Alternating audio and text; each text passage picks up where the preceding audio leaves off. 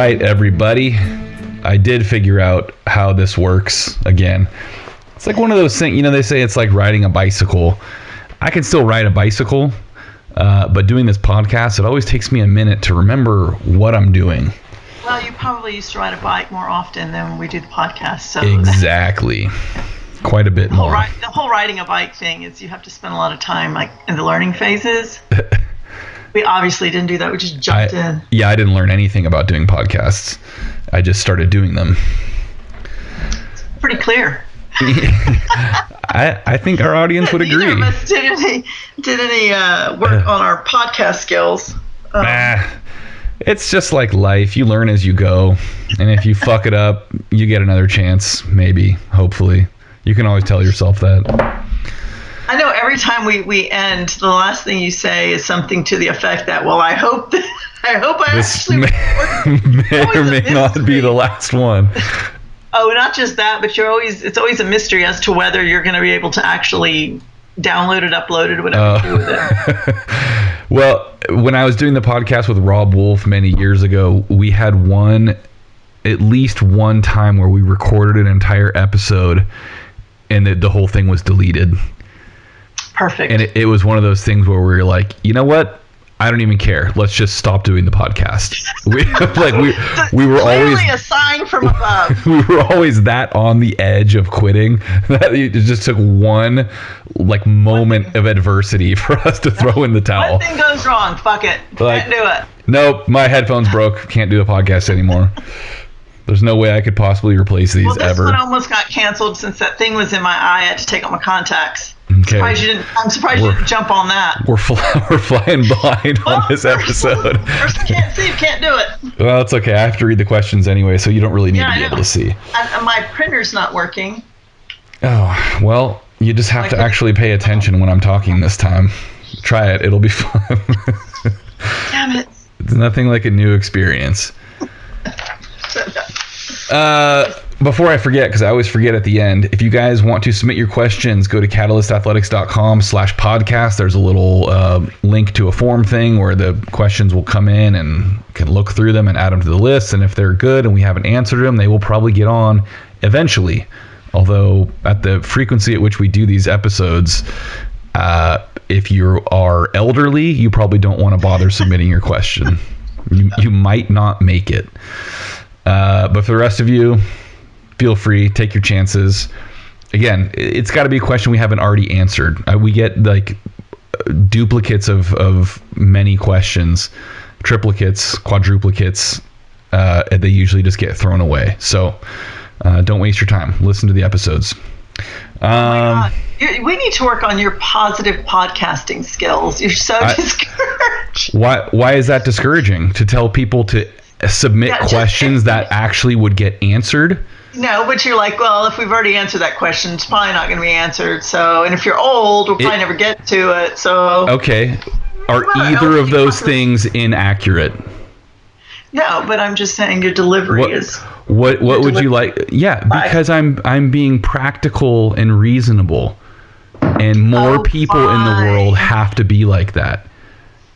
You can't Oh, I get it. You're setting the example. Okay, yeah, gotcha. They're not fucking placing their question onto a cloud and then using a rainbow to fucking swing it over to me. No, you use a unicorn. Oh, jeez.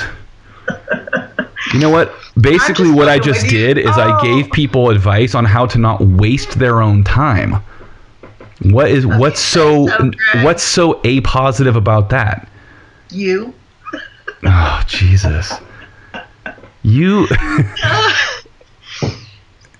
the worst. Everybody likes when I irritate you. Well, that's what I heard. That's what I've heard.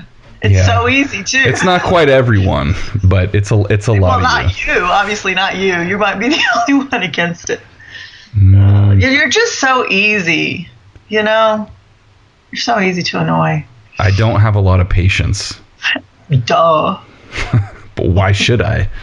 Why should I have patience for things that shouldn't be occurring in the first place? I don't know. I got time for paint to dry. That's a necessary process. I got patience for that. It's funny that you say that because I'm actually waiting for some paint to dry right now, but I'm doing something else while exactly. I don't sit there and watch it. So it's not that I'm very selectively impatient, and I think I make my choices on what I'm impatient about pretty rationally. Uh-huh. You want to answer questions? Not really, but let's do it. Just kidding. Of course, I want to answer questions. Mira says, "See, that's positive. Way to go, Greg." I positively do not want to answer questions. My back squat seems weak, and I'm really trying to work on how to train the proper mechanics versus constantly doing something I know is wrong. That is a spectacular plan, Mira. See how positive I am? Yeah, I'm just where did you even get this question from? Because I don't see it. Well, probably because you're looking at the wrong episode, like always. You didn't send me the questions yet, even though I sent them like 2 hours earlier. When I sent them, I said I haven't received them. Okay, am I allowed to read this question now, yes, as you requested? Yes. When the weight gets heavier, like 80%, I tend to ascend from the bottom by shifting my weight back into my heels, and in turn, my shins go more vertical, and I end up doing a partial good morning to finish the squat versus keeping my weight mid-foot and using my quads to stand up. My knees do not... Sounds like she's gotten some tips from Louis Simmons. Holy shit, it's hard to read a question in this audience. My knees do not collapse inward at all, and I hit a good bottom position with a straight back, so I'm not sure what the heck my problem is. Can you help and recommend some training tips I can employ to help fix the issue? Thanks in advance. You guys are great. Ursula, you're dying to say something. Please jump in. No, I just made a comment mid that I know you liked, and you're acting like you didn't. So you know how when normal people like interrupt someone else's conversation, eventually one of them realizes what's happening and stops talking, and the other one continues. When you and I interrupt each other, neither one of us fucking relents. Have you noticed that? Yeah. Before we started recording, both of us talked for 90 seconds without pause over each other. And I didn't hear a single word you said, and you didn't hear a single word I said. And neither one of us even commented on it. Because it's so standard. Yeah, but you were quiet when I was saying important things, so that's all that really matters. I was probably answering an email or something. Oh, stop it. I know you heard some things because you asked questions. Or made comments like what? You don't say. No.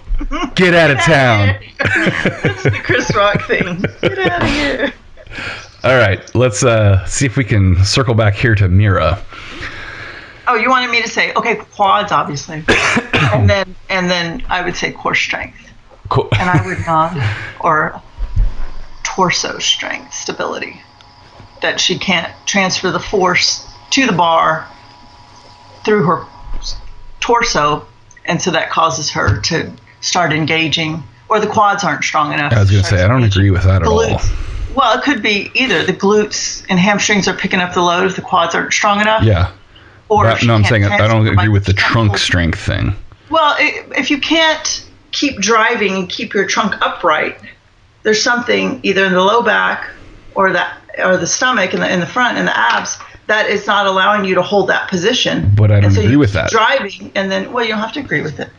But it's, I would give her. But so let's say if the trunk is not strong enough, then there would be some kind of reduction in extension or flexion in the back.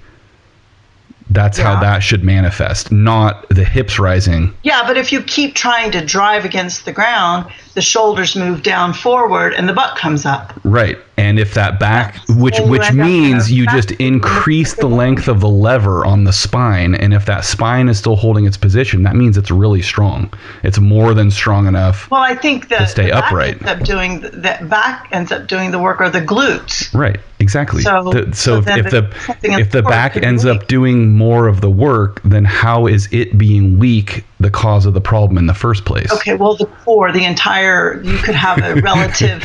That's why I said the core could be the abs. But it's the same thing. I mean, she's not saying she keeps her back flat when she comes up in her good morning. It could be, that the back isn't strong and she's loading it and she's just still driving, and her shoulders end up forward, and she may not have maintained her lumbar and position.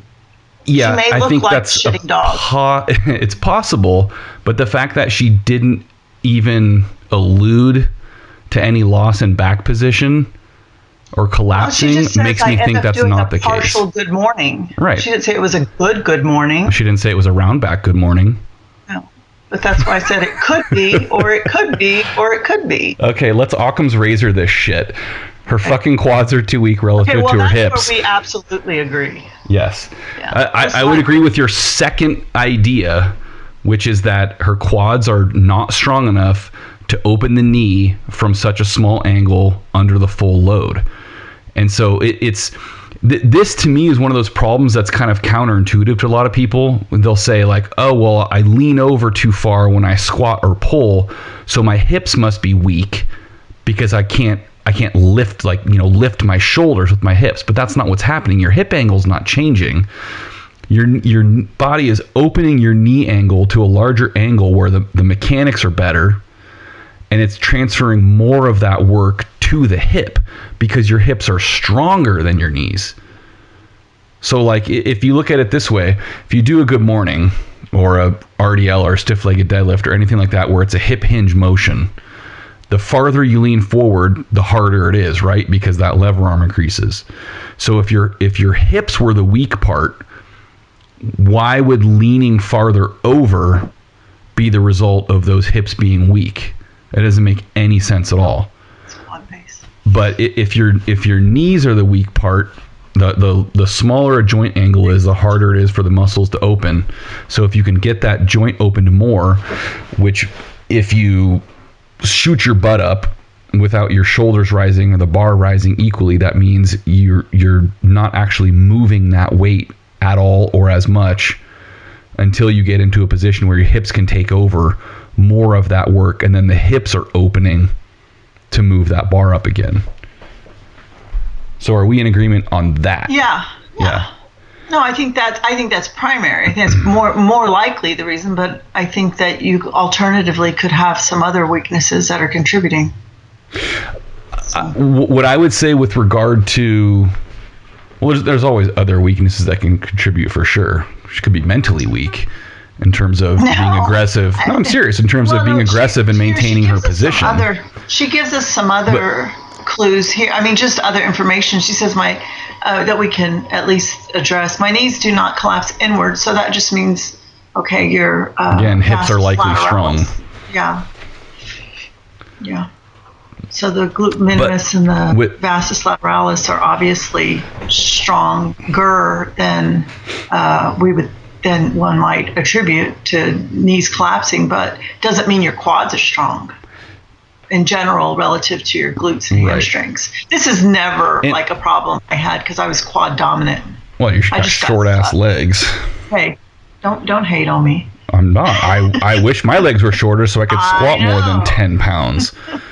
But with regard to core strength specifically, what I would concede is that if she is, let's say, hitting the bottom maybe at a higher speed than she's strong enough to support, she could get some collapsing, especially in that upper back. Is her posture. Which then is going to shift that bar forward, which is then going to pull her forward, which is then going to make her bounce hips first versus being able to bounce out of the bottom and drive straight up like a piston. So in with that respect, I would say that's a core strength issue, at least partly. So I would agree with you there if that's specifically what we're talking about. But if she, like, say, gets to her sticking point in a good position and then starts tipping forward, I wouldn't attribute that to core strength. I attribute that to ascend quad. from the bottom by shifting my weight back into my heels, making my shin go vertical. That sounds like she's been taught to squat through her heels and use her hips too much, and so it's a bad habit. Yeah. I'm an idiot for not even reading that. We should probably read these questions more closely. Well, I was listening. You were reading, I was listening. That's the problem. You were talking, you couldn't hear you or me. I don't listen when anyone talks anymore. I'm too tired. I've heard too many words in my life already. I'm at max capacity. Too many words. Fire marshal shut my brain down. Well, okay, so then but see, that's still an interesting question then is she, it's a chicken or the egg question. Is she shifting back to her heels first, which is then causing her to lean over, or is she leaning over and in reaction shifting back to her heels so she doesn't fall forward on her face? Because you could have it either way. I mean, we can't know. I mean, the first thing you would tell her is squat through your whole foot, not through your heel. Just stand straight up, Mira. Yeah, quit making your life so much harder than it needs to be. And that may be it. She may be just always. I mean, how many things have you been to? I won't be specific. Where people are telling them to. I mean, okay. Here's an incident. When people are teaching them to do the wrong thing, pretty much everywhere I've ever been. So I was I think I've told the story. Have I told the story about being at the University Nationals? Because that's where you get all the best coaches. Damn. Wait, which one of us is so fucking negative? Yeah, no, this is a real event though. So I have a reason to be bitter. You're just bitter cuz you have no reason. This is my life. Is my feelings are not valid, but everyone else's are. That's absolutely correct. That's what I thought. I'm glad I know where I stand now. Do you know why men are emotionally crippled? You just told the world. Admit it. Yeah, I'm glad you're admitting that. Quit being a little bitch, rub some fucking dirt in it, and walk it off. Yeah. Oh, your sister's sad. Let's all take a week off and watch Lifetime movies with her. Okay, Dad. Thanks. Exactly. Yeah. So when the weight, where was I? Oh, okay. So I was at this University Nationals, and I went and don't laugh, don't make fun of me, or go ahead. I don't care. I won't. Do you know why? Because I care about your feelings. I have empathy. I'm glad. So I was doing this little. It was back when I was doing kind of, I don't want to say CrossFit exactly, because it would have never been something in an actual CrossFit class, because it didn't include anything that would. Anyways, I'm just going to shut up. I'll let everybody wonder what the continuation of that sentence was. I was doing like push-ups, air squats, and I don't know, something else. It was that impressive. But it was just like little body weight movements. And I was just doing like 5 rounds of 10 and then like resting between. That's probably why I couldn't do it in an actual CrossFit class, because they don't want you to stop and they yell at you when you sit down. And I always sit down. I don't care. But anyways, I was doing this little circuit thing, and I was in the little courtyard, and it was kind of darkish. So I went into this area that had light, and there's some guy sitting talking on the phone as I'm doing my little WOD. I just said WOD. My little workout or circuit, my circuit training. This is why forgiveness was created. Circuit training. Anyway, so as I'm doing my air squats, the guy pulls his phone down. Nobody said anything. I had not even acknowledged his existence. Excuse me, sir. Could you please give me some tips on my WOD? While you're on your phone. He pulls the phone down and says, you need to get back. You need to be more on your heels when you're squatting. Keyword there being moron. Yeah. But he goes back to his phone conversation. And I just look at him and I'm like, no, I don't. He gets back on his phone. This chick over here is totally squatting on her whole foot like some kind of fucking amateur. And then he puts his phone down again and says, yeah, you do. And then I look at him and I said, no, I don't. And I finished my thing. Come at me, bro. Yeah, if he would have commented on my push-ups and my lack of being able to hold a plank position, and he would have said, why don't you just do the ones on your knees? I would have conceded. But, I mean, I've been squatting since I was 14 years old, and I'm fucking 49. I think I know how to fucking squat. Easy now. That guy has a CrossFit Level 1 certification. He's been through extensive training on the squat. He told me I am a Level 1 coach. I told you. And I was just like, I left. I didn't say anything. So I was waiting for Kara. And so I went to the unlit part of the courtyard area so no one could see me. I went back to the darkness. Yeah. And Kara shows up, and recounting the story to her. I'm not kidding. This really fucking happened. Kara can verify it. I'm recounting the story to her, and I was doing the squats, and I usually hold my hands out in front of my chest when I do my air squats. And these two guys were sitting at a table behind this brick wall that was like a half pony wall. And as I'm telling Karen, I'm showing her the air squats, the guy at the table, unsolicited, said, wait, this is a different guy, right? This is a different guy. You're just fucking surrounded by geniuses. Yeah, so he says to me, you need to keep your hands higher in the air when you do your squats. What? And I said, why? He said, so your chest doesn't fall. And I'm like, how about I just use my muscles? Yeah. I'm like, but my chest isn't falling. He's like, I'm not kidding. He says, I'm a level 2 coach. I think I know. Oh, damn. Check you out. I'm not kidding. And I said, really? Because I'm level 5. And he was like, well, there's no such thing. I was like, yeah, there is. And he's like, in CrossFit? And I was like, oh, this is a weightlifting meet. I thought we were talking about weightlifting credentials. And Kara was just like, what the fuck? Yikes. Anyways, that's my story. But yeah, I mean, they're very confident, obviously.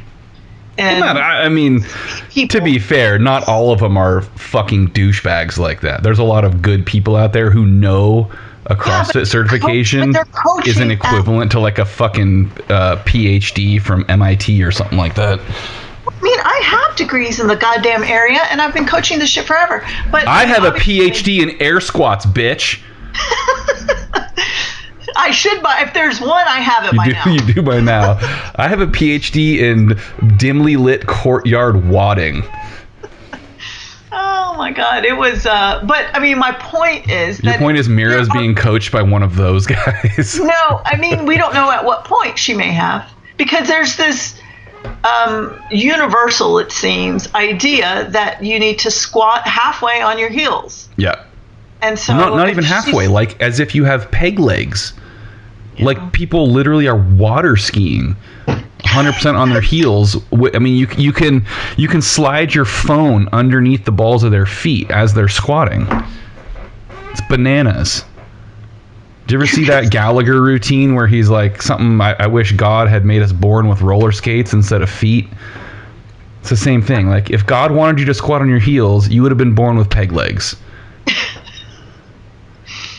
Or your knees wouldn't bend. Or, yeah. So anyway, Mira, it sounds like we can't tell you exactly what the problem is, or at least what the cause is, but we gave you at least 3 or 4 different ideas there. So the way to fix it, I would say the good news is that you can pretty much fix all those things essentially the same way. And I would say, in my opinion, the number one thing that would probably help this is doing pause squats. Well, and that's what I wrote. And I actually do a pausing that's at the midpoint, up and down. Have you ever done those? Yeah, where you go to like a half squat and then pause and then go in the hole and come out and pause again. You can't do a whole lot of weight like that. Yeah, it's like doing segment or pause pulls with multiple pause positions. Same idea. Exactly. Yeah. And so, but here's the thing. And every time someone asks me advice on this stuff, I repeat this like 10 times because it seems to be overlooked maddeningly often. Pause squats will not fix this problem if you squat the same way you're trying to stop squatting.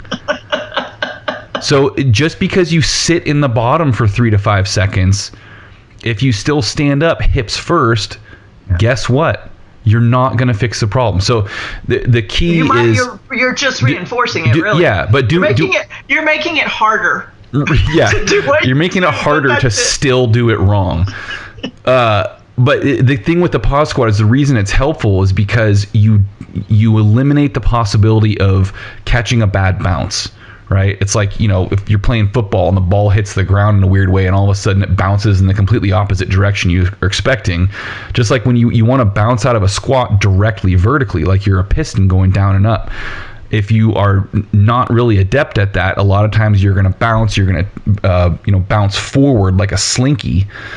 So it kind of eliminates that potential. But if you're not actively controlling your posture, and you're not controlling your ego enough to limit the weight to what you can actually do in the proper position, and if you do it Ursula's way with multiple pauses, you're really going to have to reduce the weight. Then it's not going to be helpful. So aside from doing multiple pauses, doing slow eccentrics can be helpful, but again, only if you're in the right position. What about tempo? Yeah. So and people, it's always interesting too. I'm sure you get this all the time. But if I do this, I have to reduce the weight. I'm going to get super weak.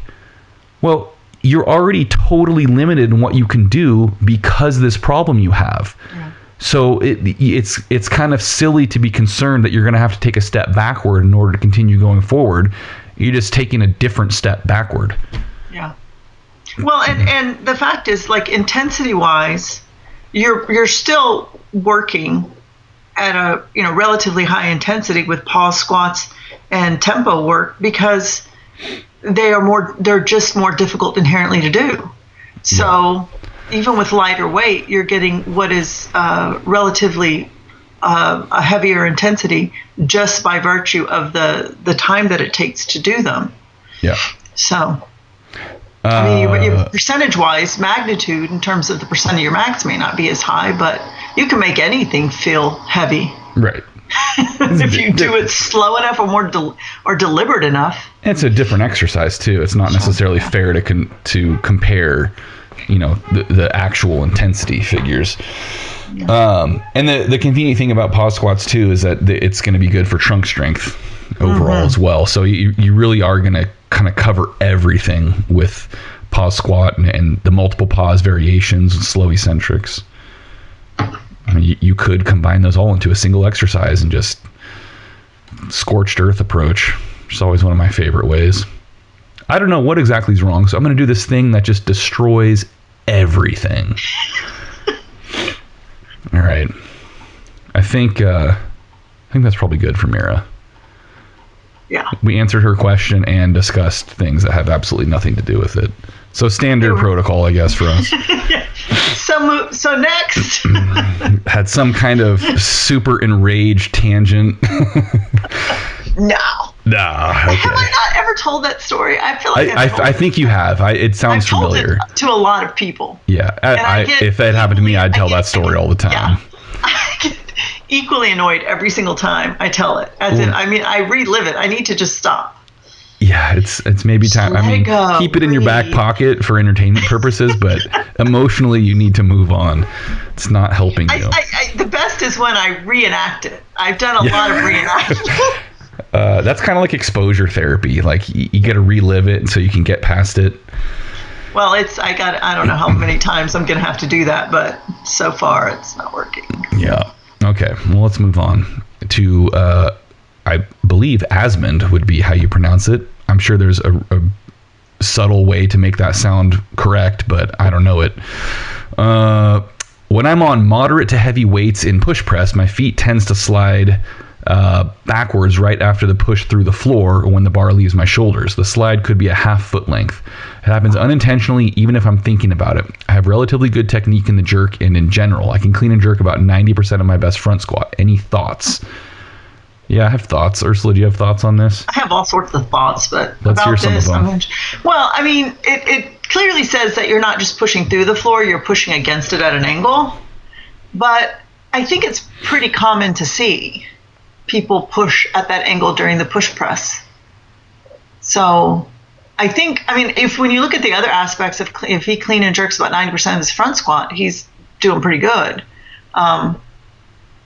But to me, it says that you're not pushing through the floor, you're pushing against it at an angle. So you just need to work on continuing the drive through the floor onto the ball of the foot instead of pushing back prematurely.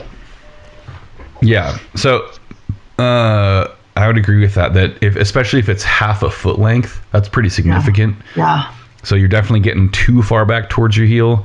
The jerk and the push press is interesting to me because in terms of how you should be balanced over the foot. So what I typically teach is basically trying to get toward the heel as much as possible while maintaining pressure across the entire foot.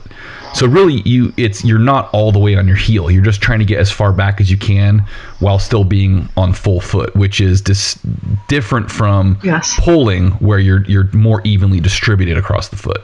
But what happens is people hear the word heel, just like with your elite coaches that you ran into, and it's like it's all heel. And so if you are completely on your heel, there's an alleviation of too much of the pressure off the forefront. Right. Then you are going backward. You are literally falling backward. And so your feet are naturally going to slide because your body naturally does not like falling on its ass. Although I think it prefers ass falling to face falling is my experience. Yeah, I take that. Your ass is more padded than your face and has fewer useful organs in it. All you have to do is move the hole somewhere else if something really terrible happens. Whereas, mouth, nose, eyes, it's pretty critical. Anyway, speaking of tangents. We have a diverse audience. I want to make sure there's something for everybody. Get in the medical community. I'm not sure. The rectal cosmetic surgery angle there. Okay. Now I'm really off track. Okay, so anyway, you're about being too heavy on the heel. Yeah, you're getting way too far back. If it's half a foot, it's too far back. The other thing, though, because you will have a little preference toward the heel on the jerk and the push press, but I would still like to see you not slide. The other reason you even can be sliding is I think there's too much of a delay between when you are driving with the legs and when you are pushing with the arms. If there is a continuous fluid motion from legs to arms, there's going to be constant pressure against the ground. So you're going to be anchored to the ground, and therefore you cannot slide. The only way you can slide is if there's a reduction in pressure between your feet and the floor. Right? So like let's just say you're standing still on the floor with the bar on your shoulders, and Ursula is mad at you, so she tries to push you out of the way. Your feet aren't just going to like slide across the floor, right? You're anchored. So in that same way, if you are still pushing against the ground as you initially take over that push of the bar off your shoulders, as you're pushing the bar off your shoulders, it's also pushing you down to the floor and keeping you anchored, keeping that pressure on the floor. So Ursula can't push you backward while you're doing it. Throw a shoe at you and knock you off course. Alter your trajectory with the massive velocity of her shoe throw. I'd have to push you because the chances of me actually hitting you with a shoe are really low. She's gonna shoot a double leg on you in mid push press. So think of that, and it's, we've talked about this with regard to the jerk specifically, but the dip and drive and the timing and everything on the push press and the jerk should be identical. The only difference is you're not moving under the bar in a push press. But for people who have relatively shallow, very elastic dips, you're going to have to start pushing up with the arms a little bit sooner than someone who has a deeper, slower, more strength-dependent drive. So it kind of depending on how you are with that. If you can clean and jerk 90% of your front squat, I'd say you're probably toward the elastic side of things. So you probably need to start pushing with your arms a little sooner than what you're doing now and not be all the way on your heels. Would you concur with this assessment? Yeah, I mean, that's just such a much better explanation than what I could have come up with. I feel like you're buttering me up for something. No, I'm serious. What are you about to ask me to do? What favor do you need? I feel like you're not driving through the floor, but the connection to the arms is key as well. And it's the same thing with the snatch and the clean. You'll see people lifting their feet off way too soon. And it's a really subtle thing. It's really hard to pick up, and it's very hard to change if you have a habit of picking your feet up soon. I've had that problem my whole life with the snatch. That's why I jump backwards fucking 14 inches, and why I suck, in addition to other things like not being strong. It's a bad Thankfully, I have a super positive attitude. makes up for my lack of athletic ability. Hey, I missed that snatch, but damn it, the sun's going to come up tomorrow. And I'll get to try it again. And Ursula says I'm good at answering questions. I should keep going. Yeah, I'll just keep trying my best. All right, Asmund, check, done. Yeah. I have a question for you. All right. You're like, okay, going off script, Pisces. cannot have it. Shut up. Okay, done. Okay, cool. No, what did you do after your shoulder surgery to try to regain your strength and stability? In the shoulder specifically? Yeah, I'm just curious what you specifically, just a few of the things that you would throw out there for people who are coming back from. Well, and you had, what did you exactly have? A labral tear? Yeah, it, like someone like cut a hole in my shoulder, put a small grenade in it, and then sealed it back up. It was fudged up. So full thickness supraspinatus tear. So they had to put that back together with two anchors. Was in the muscle belly or like tendinomuscular juncture? Where was it on the juncture? Okay. So bad. And then the labrum was torn almost completely around. So and my shoulder dislocated while that happened. So the question I always get was, did it hurt? No, the surgery hurt way more than the injury, interestingly enough. But what was really bad about the injury was the noise. It was fucking gross.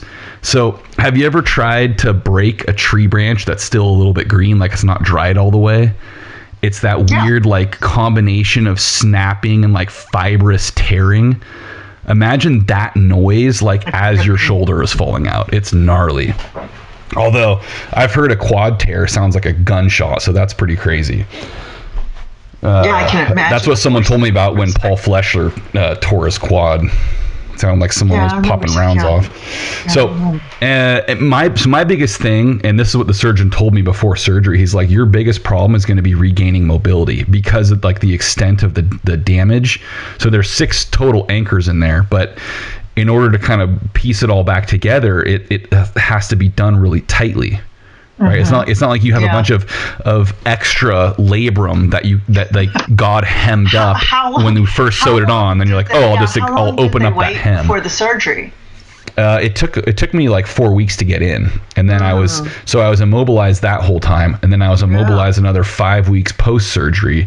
So over 2 months of immobilization, plus reassembling it extra tight.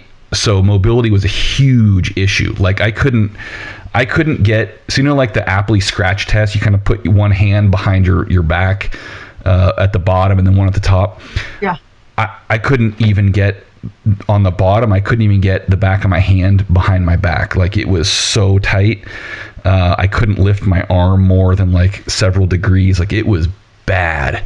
So the first months, the supraspinatus, is it the same like in other muscles where there's a retraction? So the longer you wait, the harder it is to stretch that muscle back to attach? Okay. No, it doesn't retract really because all that stuff is all kind of interconnected.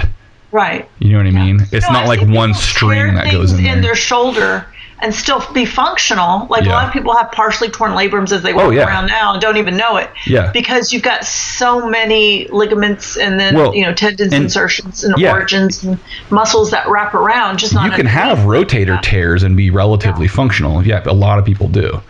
People have torn ACLs and are relatively functional. Well, absolutely, yeah. So it's a redundant system for sure. But if you're trying to snatch and jerk, you probably want all those cables attached as well as possible. I'll take 3. There's 8. 2 is fine. Let's give it a whirl. So my point is, my initial thing was not stability. I couldn't even get my arm anywhere near overhead. So stability was like so many months down the road. It wasn't even a thing for a long time. So initially it was a lot of physical therapy, just getting some range back. Right. So once I had enough range, it was a lot of, your standard rotator cuff band, or, little plate or little dumbbell exercises, your external rotations, IYT, all that, standard strength and conditioning stuff. And then eventually it was a lot of overhead carries. So dumbbell, kettlebell, barbell with weights hanging from bands, pretty much anything I could do to have that isometric stability work, jerk supports, jerk recoveries. So I did this in August 2015. It's now October. So you spent time doing just all of that stability work, I would assume, before you really tried to do anything that was dynamic in any nature. Oh, it was a year before the surgeon would let me touch a barbell. A year post-surgery. So I see all these guys like fucking their shoulders up, and they're like, 3 months post-surgery, I just did my first bar snatch. It's been so long. I'm like, don't even fucking talk to me. But then also, how long did it take you to get what was your previous range of motion in the shoulder? I still don't have it. That's what I was getting to. I had this injury in August of 2015 at Nationals. And then surgery in September 2015. It's now October 2018. But part of the problem was that I wasn't able to consistently get back to snatching and jerking, because I ended up having an elbow issue on the other side that took me a year to clear up, and like 3 PRP shots and a lot of work. But so now that I'm finally like doing snatches and jerks again for the first time in 3 years on a regular basis, that last bit of mobility is coming back, but I'd still say it's 92 to 95% of what it used to be, because I had really good shoulder mobility. Mm-hmm. Even my physical therapist was like, she got me to 160 degrees of shoulder flexion or whatever it was, and she's like, yeah, I don't know what to do with you now. Like, if you were a normal person, you're done. Like, you're out of here. Mm-hmm. We don't even have protocols like beyond this range. Yeah. I was like, well, see you later. Well, that's why I'm asking. Like, what to get back to snatching and jerking is a whole other post rehab. I started doing overhead squats with a PVC pipe, and my left side was 6 inches in front of my right side. And then once I had that enough of range to like actually hold the bar overhead, then it became about adding that stability and that strength component back in, right? Because you don't want it to be mobile and then just weak. That's kind of, that passive flexibility range is kind of pointless, especially with a previously injured joint. So the overhead carries, that isometric stabilization stuff, doing things like overhead squats, presses, a lot of like rowing motions, getting back to doing pull-ups, things that strengthen and stabilize the joint in every single direction. And the upper back stuff, the rowing and the pull-ups and things like that, I've always considered super important, but now I take it even more seriously. Yeah. So, I haven't. Did you incorporate like any more behind the neck stuff for like range of motion? I couldn't. I couldn't until pretty recently, just because my range on that left side was so limited. Gotcha. So I've since that injury, I've done 130, 160. That's the most I've been able to do. And I think at this point, I overhead squatted 140. Is that right? Yeah, 140 within the last couple months, which is the most I've done since the injury. I mean, it was awful. I felt like I was dying. Do you feel like a considerable difference between the two still? Oh yeah. Like you can, you feel like one arm's in front of the other, even though you can't visually see that. And so like when I jerk, I rotate now, and I have to like consciously pull myself back. But the main thing that's so noticeable is I can't fix my shoulder blades into the perfect position anymore. Mm-hmm. So you're holding a bar together, you want those shoulder blades kind of pinned back together. I can't quite do that. And since I started snatching and jerking again, just within the last, 6 weeks or so, it's gotten better and better and better. But like when I did that overhead squat, it's like that left shoulder, it's like that shoulder blade was just kind of floating.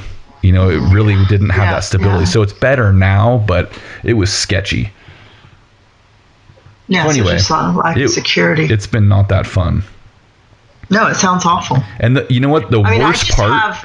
I have my shoulder mobility has become poor from not lifting very much or very often. And I hate that.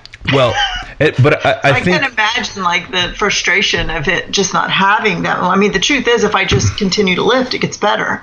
Right. But, and that's the missing component in a lot of rehab, I think, is that the loaded range of motion. Yeah. And it's kind of like, the fashionable thing now, like, don't stretch, just do loaded range of motion. Well, fucking do both. Yeah. You know what I mean? Like you can't, if you don't have the range of motion at all, just trying to load further range isn't really going to get you there. You have to do both. Yeah. You know what I mean? And kind of like ratchet your way up with both of them. And so this experience did definitely reinforce that idea in my mind, of the necessity of doing the actual movements that you're trying to get the mobility for as being an integral part of gaining that mobility. Mm-hmm. You know what I mean? Yeah. You have to do both, like you said. Yeah. And that's, there's no, like, you're not going to put yourself under tension and acquire the mobility if you don't have the mobility. Right. That will just give you further range of motion. Right. When I couldn't get my arm past 160 degrees, I'm not going to go do a bunch of jerks. You know what I mean? Because now I'm just, and that's part of what happened is I did try to come back too heavy too soon, and that's how I fucked up my elbow, because it was compensating for that terrible position on the other side. And so then I had a bunch of tearing and like my common flexor tendon and all this other shit in there. So like it's a great way to blow out your UCL or something. So anyway. Well, I was just curious because I've had people ask me questions, and I don't know that everybody knows. I mean, I remember when it happened, it was like made my stomach sick. I mean, just when you walked off, I was like, oh fuck. Like it just makes you sick to your stomach when you first see somebody that one of your friends or somebody you care about get hurt. There's just all sorts of implications that Ursula, you don't even want for are them. you saying that you care about me? Mildly. just enough to become nauseous when you blow your shoulder out. Sick, yeah. I mean, I didn't care until you blew your shoulder out. That's when I realized I care about you so much it makes me sick. No, and I thought it would be good for you to share, and then maybe I think people would want to know, like that whole process. It's brutal. A good, as you know. Well, I think too, everybody wants, like you said, to rush back. Yeah. You just got to put in all that preliminary work, and assess, like you said, you get to a certain point where they don't know how to rehab you to become a weightlifter again. No. They're just getting you to a functional human. Right. That's not going to really load overhead. And then as coaches, we have to try to maneuver the next step for post-hab and then continue all of that work until, you're back to 100%, which may never happen. Yeah. So you might always be doing an extensive warm-up and... Well, and I mean, my surgeon was very straightforward about it. It's going to take a really, really long time. It's going to be extremely hard for you to get the mobility back, and you will never be at 100% again.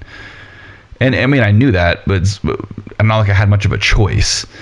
I couldn't. It's not like I could just elect to not have the surgery. I literally couldn't move my arm. I distinct. So I lifted on, I think, Saturday morning. Donnie Schenkel and I both dislocated our shoulders in the same session, like a few attempts apart. He went first. He paved the way for me. Yeah. But it was a tough morning, and I had to come back that evening because I had lifters I was coaching, and then I had to come back the next day to coach more lifters. And of course, I found someone to help load for me because I wasn't doing that shit.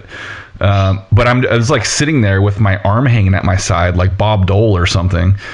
And I remember Spencer Mormon.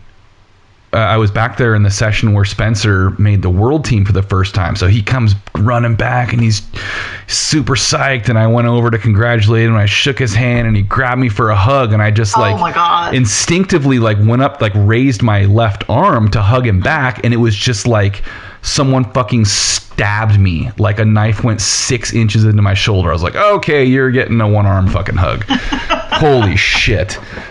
So anyway, but Phil Sabatini tore his shoulder up recently, and he's rehabbing, and so he's posting a lot of that stuff. So that's a good person to follow on Instagram. Like he's posting videos of the kind of rehab stuff he's doing. So that's, if you are having shoulder stuff, that's a good person to kind of check in with. He's usually pretty sharp about his training and programming and that sort of thing. Okay. All right. Well, I think we've probably extended this as long as we possibly can. We're at about an hour now. Yeah, about 50 minutes. We can bang out Dan's question real quick, I think. This is a short one. It's a long question. The answer is going to be shorter than the question, I think. Okay. Let's do it. Okay. And Dan, you got snuck in on this because you just basically flattered me the whole time. Yeah, that was his goal. He literally says, first off, some flattery. Can I read it? I'll read it. Don't read. There's one part you need to strike out. Part. Okay. Strike out. Okay. Just so you know what, I want credit for this. First of all, because you calling me negative and all this shit, there's so many good opportunities for shit talking that come up in my life that I consciously choose to to avoid, and this is one of them. Okay. So this basically, this guy comes in, says some nice things about my book, and then talks shit about other people specifically, and we're not going to talk about them.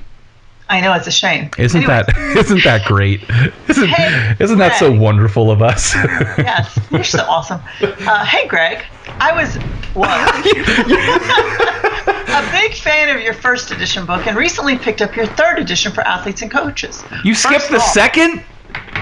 The fuck, Dan? First off, some flattery. The additional information, pictures, and programs are incredible. After going on a recent weightlifting book binge, I can safely say that I've been incredibly disappointed by most, but absolutely thrilled with yours. Yeah, buddy. Skippity skip, skip, skip.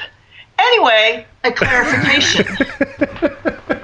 I like how we didn't have to include any of that in this podcast, but I'm doing it anyway. Yeah, right. We want everybody to acknowledge. I got to cheer myself up every once in a while. Yeah. Anyway, a clarification.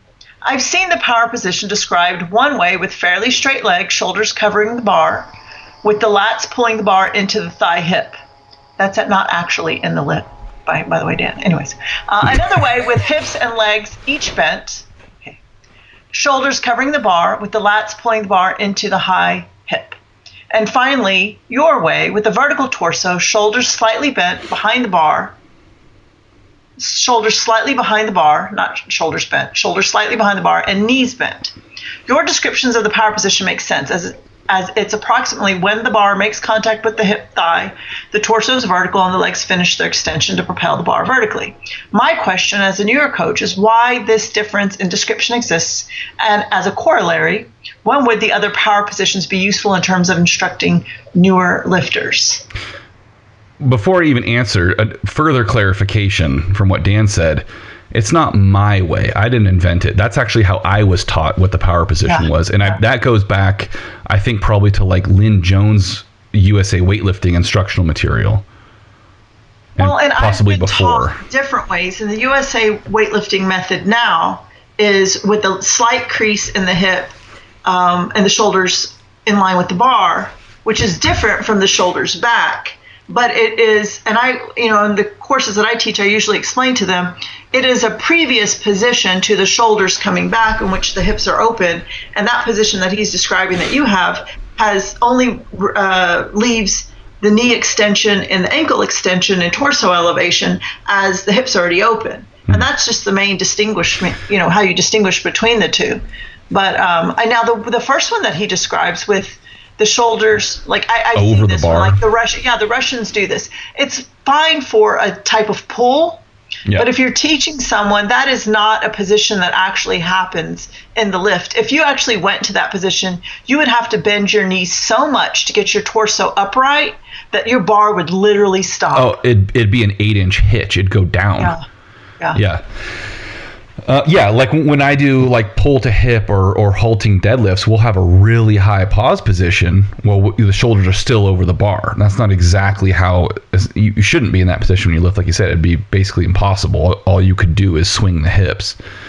But Dan, the reason I use that power position is, number one, that's what was taught to me as the power position by Mike Bergner. And two, because the power position to me is not some like useful thing. It's not a thing. It's not an exercise. You know what I mean? Like it's just a position that, or it's a name for a position that you will be in at some point during the lift, right? So during the second pull, you're going to end up in that position. And the reason that it's useful is that it's basically the end of the scoop. It's the end of the double knee bend. It's the position or the time at which the knees are the farthest forward that they're going to be during that second pull. Basically, the farthest forward they'll be aside from the starting position. And the trunk is vertical, which is, like you said, that's the point at which the bar contacts the hip or the upper thigh in the clean. And it's also the position from which you can actually vertically drive the legs the best. So that's part of the reason your body naturally moves to that position, is to be able to propel itself upward instead of just humping the bar like a kettlebell swing. So that's why it's a useful position in teaching, or doing snatch from power position or something like that, where you have someone who has trouble driving with the legs and they just hit the bar with the hip. That's a useful position to start from. So to me, calling it power position is misleading. It is a bit of a misnomer. I would really say the power position would be like the bar a few inches above the knee, right? Like where you really initiate that final upward explosion, or you initiate the second pull. That, to me, that's where power is highest. Yeah. Right. Practically speaking, that should be called the power position. But really, we just call that, start of the second pull or whatever. It's the bordering phase between the first and second pull. And so to me, the name of power position itself is arbitrary. It really doesn't matter. We could call it the fucking purple butthole. It doesn't make a difference, right? The point is that the position itself is important for people to understand. And it's a position from which you can do certain lift variations to ingrain certain patterns, like finishing vertically with a leg drive, having the bar contact at the right position instead of dragging or hitting earlier and bouncing off, all these different things. And so to me, having a power position with the shoulders in front of the bar is pointless. Like, what are you achieving with that other than teaching someone to lift from a position that they won't be in during a lift? Right. If that makes sense? Yeah, no, absolutely. Yeah. Now, with, you can slow the whole lift down and show at every position where you're actually going to be at. It's done in the third edition of my book. Okay, well, see, there you go. And so you're going to see, as you're going to take off for the jump and you're going to the ball of your foot, your shoulders are back. And so that's that power position that shows you the actual jump after the hips have opened. And like you said, you're getting that, the extension of the knees forward with the bend in the knee so you can push through the ground. Yeah, the USAW method teaches bars, hips back a little bit and shoulders over the bar, but then I have to explain to people, from this position, you have to move your shoulders back and then go up. Right. If you just try to go back, you're going to open your hip too much and the bar's going to fling forward and your knee extension will be truncated.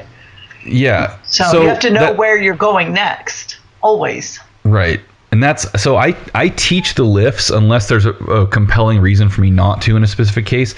I usually teach the snatch and the clean from a mid-thigh hang position.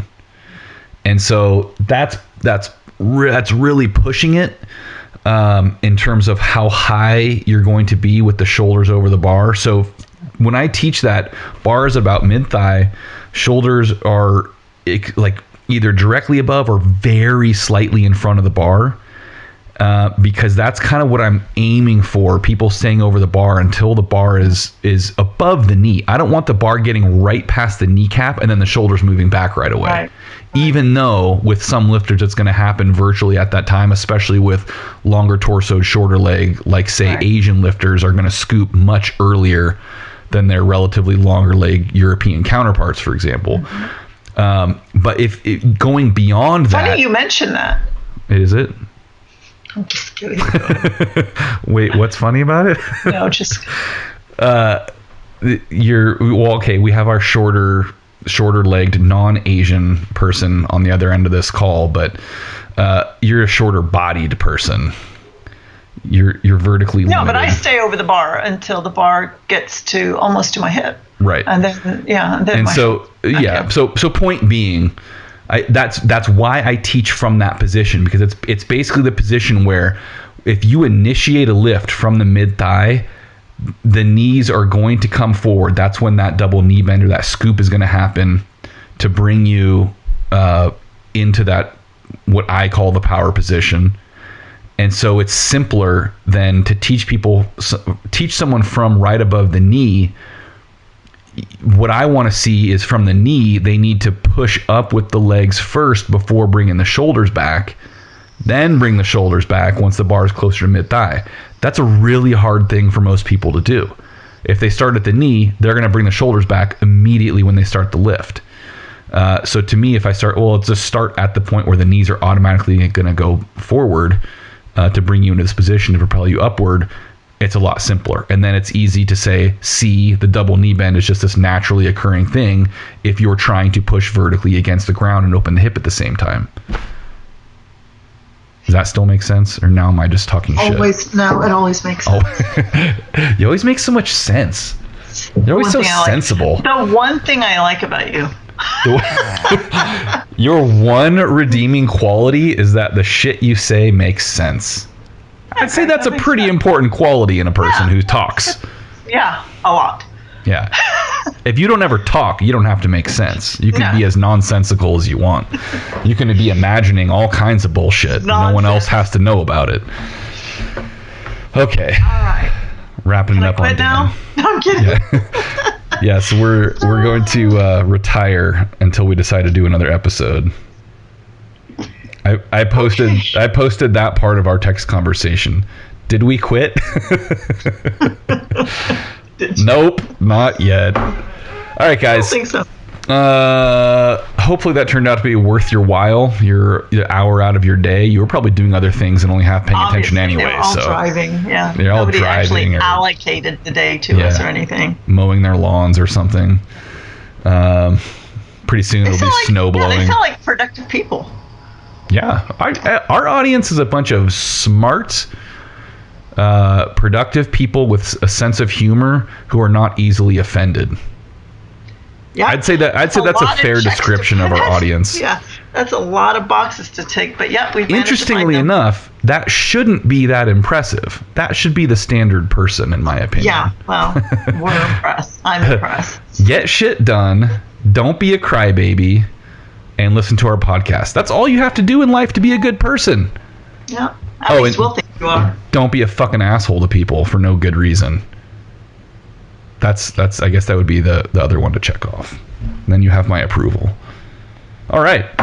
On that note, on that tremendous life lesson, let's end this thing. I'm glad I've met the criteria.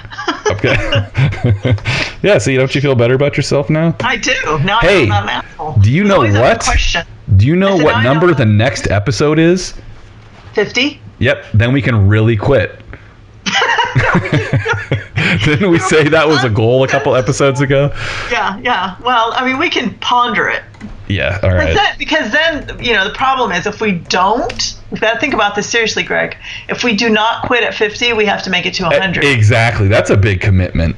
Yeah. All right. Well, we'll have at least. It's only taken us like 4 years to get to. Right. Oh, good God! I still remember you bringing this idea up at a seminar. Where were we? Dallas? It was your seminar in Dallas. I met you. You were leading it, and I was assisting you.